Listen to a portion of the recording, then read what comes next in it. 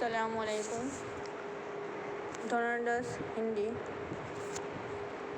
Chapter 2 part 2। पंडित बुद्धिराम काकी को देखते ही क्रोध से तिलमिला गया। मतलब कि बुद्धिराम जैसे काकी को देखता है, बूढ़ी काकी को, तो उसको देख के उसको गुस्सा आ जाता है। लपक कर उन्होंने काकी के दोनों हाथ पकड़े और घसीटते हुए लाकर उन्हें अंधेरी कोठरी में धम के पटक दिया। मतलब कि उसको बराबर का खींच के लाके जहाँ बूढ़ी काकी रहती थी उस कोठरी में उसको पटक दिया। मेहमानों ने भोजन किया, घर वालों ने भोजन किया, बाजी वाले, डीबी, नाव भी भोजन कर चुके, परंतु बूढ़ी काकी को किसी ने पूछा नहीं। मतलब कि जो मेहमान आए थे, पड़ोसी, सब खा पी के फुर्सत से बैठ गए थे, लेकिन बूढ़ी काकी को कोई ने पूछा नहीं था। बुद्धिराम और रूपा दोनों ही बूढ़ी काकी को उनकी निर्जरता के लिए दंड देने का निश्चय कर चुके थे। मतलब रूपा और बुद्धिराम ने दोनों ने सोचा कि अब इसको सजा देंगे। उनके बुढ़ापे पर, दीनता पर किसी की करुणा नहीं। मतलब कि उनकी लाचारी पर किसी को दया आती नहीं थी। अकेली लाडली उनके लिए परेशान हो रही थी। लाडली काकी का अत्यंत प्रेम था। वह झुंझला रही थी कि वे लोग काकी को बहुत सी पुड़िया क्यों नहीं दे देते। बेचारी छोटी लाडली सोचती है कि इतनी सारी पुड़िया है, लोग काकी को पुड़िया क्यों नहीं देते। क्या मेहमान सबके सब खा जाएंगे? और यदि काकी ने मेहमानों के पहले खा लिया तो क्या बिगड़ जाएगा? वो काकी के पास जाकर उन्हें धैर्य देना चाहती थी, परंतु माँ के डर से न जाती थी। मतलब लाडली को उसकी माँ का डर था कि उसकी माँ उसको बोलेगी। उसने अपने हिस्से की पुड़िया बिल्कुल न खाई थी।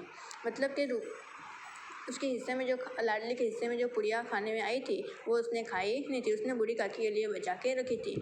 उन पुड़िया को काकी के पास ले जाना चाहती थी। उसका हृदय अधीर हो रहा था। बूढ़ी काकी मेरी बात सुनते ही उठ बैठेगी, पुड़िया देखकर कैसी प्रसन्न होगी, मुझे खूब प्यार करेगी। वो सोचती है कि अगर यह पूरी मैं बूढ़ी काकी के लिए ले जाऊंगी तो बूढ़ी काकी एकदम खुश हो जाएगी और मुझे प्यार करेगी। रात के 11 बज गए थे। रूपा आंगन में पड़ी सो रही थी। लाडली की आंखों में नींद न थी। काकी को पुड़िया खिलाने की खुशी उसे सोने न देती थी। अब विश्वास हो गया कि अम्मा सो रही है तो वह चुपके से उठी और बूढ़ी काकी की कोठरी पर चली। मतलब कि उसको बूढ़ी काकी को पुड़िया देनी थी तो वो खुशी में उसको नींद नहीं आ रही थी, तो उसको ऐसा लगा कि अब अम्मी सो गए हैं, तो बराबर चुपचाप से उठी और बूढ़ी काकी की कोठरी, मतलब जहाँ पे रहती थी बूढ़ी काकी, वो कोठरी में चली। बूढ़ी काकी को केवल उतना याद था कि किसी ने मेरे हाथ पकड़ कर घसीटा और फिर ऐसा मालूम हुआ कि जैसे कोई पहाड़ पर उड़ाए लिए जाता है। उनके पैर बार बार पत्थरों से टकराए, तब किसी ने उन्हें पहाड़ पर दे पटका और मूर्छित हो गए।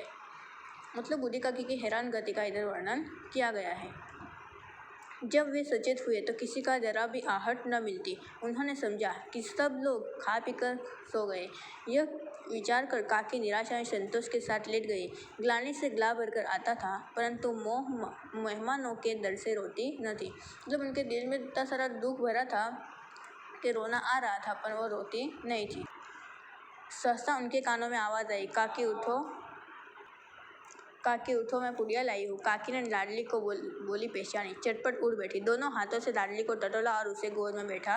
लाडली ने पुड़िया निकाल कर दी। तब जो पुड़िया बचा के रखी थी लाडली ने, वो बूढ़ी काकी के हाथ में दी। काकी ने पूछा, क्या तुम्हारी अम्मा ने दी है? काकी पूछती, क्या तेरी मम्मी ने दी है?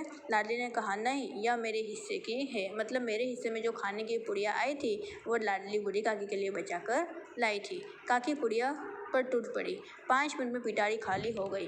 मतलब कि जो पूड़ी रखने का जो बर्तन था वो खाली हो गया। लाडली ने पूछा, काकी पेट भर गया? लाडली ने पूछा काकी को कि आपका पेट भर गया? जिसे थोड़ी सी वर्षा ठंडक से स्नान पर गर्मी पैदा कर देती है, उसी तरह इन थोड़ी पुड़ियों ने काकी को शुद्धता और इच्छा को उत्तेजित कर दिया था। बोली, नहीं बेटी, जाकर अम्मा से और मांग लाओ। बूढ़ी काकी बोलती है कि नहीं, मेरा पेट नहीं भरा है, जाके और मम्मी से मांग के लाओ। लाडली ने कहा, अम्मा सो गई है, जगाओगी तो मारेगी। मतलब लाडली को उसकी मम्मी का डर था, तो अगर मैं मम्मी को उठाऊंगी तो मेरे को मारेगी। काकी ने पिटारी को फिर टटोला, उसमें कुछ खुरचन गिरे थे, उन्हें निकाल कर वे खा गए। बार बार होट जाती और चटखारे भरती थी। मतलब बर्तन में जो पूड़ी का भूखा करा था वो भी बराबर साफ करके खा लिया। हृदय महसूस रहा था कि और पुड़िया कैसे पाऊँ।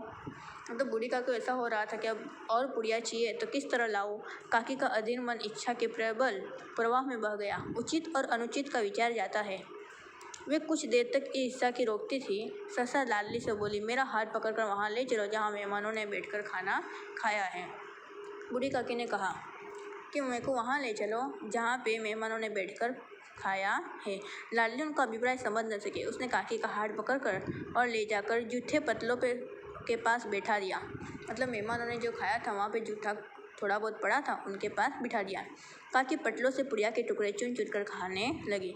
मतलब जो खाने का टेबल जैसा था उसके ऊपर जो पूड़ी के जो पड़े थे टुकड़े वो चाटने लगी।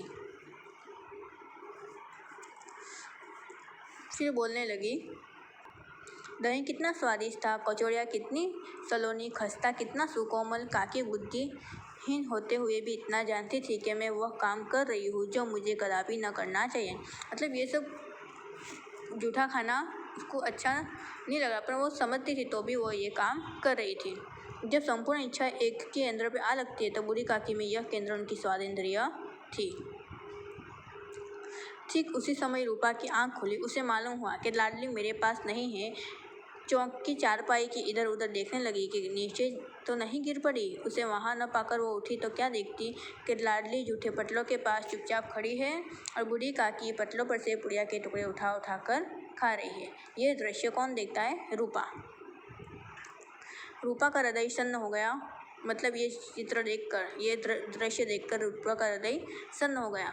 जब वह दृश्य का जिसे देखकर देखने वालों के हृदय कांप उठते हैं। ऐसा प्रतीत होता मानो जमीन रुक गई, आसमान चक्कर खा गया, संसार पर कोई विपत्ति आने वाली है। रूपा का क्रोध न आया, शोक से सम्मुख क्रोध कहाँ, करुणा और भय से उसकी आंखें भर आई। मतलब दया से उसकी आंखें भर आई। इस अधर्म के पाप का भागी कौन है? उसने सच्चे हृदय से गगनमंडल को और हाथ उठाकर कहा, परमात्मा मेरे बच्चों पर दया करो, इस अधर्म का दंड मुझे मत दो, नहीं तो मेरा सत्यानाश हो जाएगा। इस तरह रूपा ने अपना माफ़ी मांगी। रूपा की और स्वार्थ और अन्याय इस प्रकार प्रत्यक्ष रूप में कभी वह न दिख पड़े। वह सोचने लगी, हाय कितनी निर्दय हूँ, जिसकी संपत्ति ने मुझे 200 रुपया वार्षिक आय हो रही है, उसकी यह दुर्गति।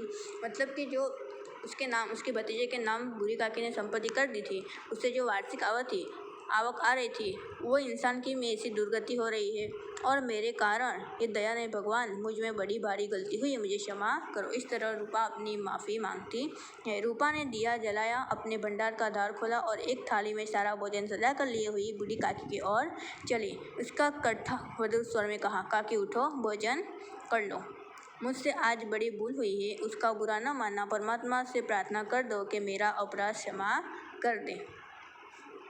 भोले वाले बच्चों को भांति जो मिठाइयाँ पाकर मार कर तिरस्कार सब भूल जाता है। बूढ़ी काकी सब भुलाकर बैठी हुई खाना खा रही थी। उनके एक एक रोए से सच्ची सदिच्छाएं निकल रही थी और रूपा बैठी हुई स्वर्गीय दृश्य का आनंद लेने में निमग्न थी। मतलब एकदम तल्लीन थी और बूढ़ी काकी उन्हें दुआ दे रही थी। इधर अपना पाठ पूरा होता है। स्वाध्याय नोटबुक में लिखने का है।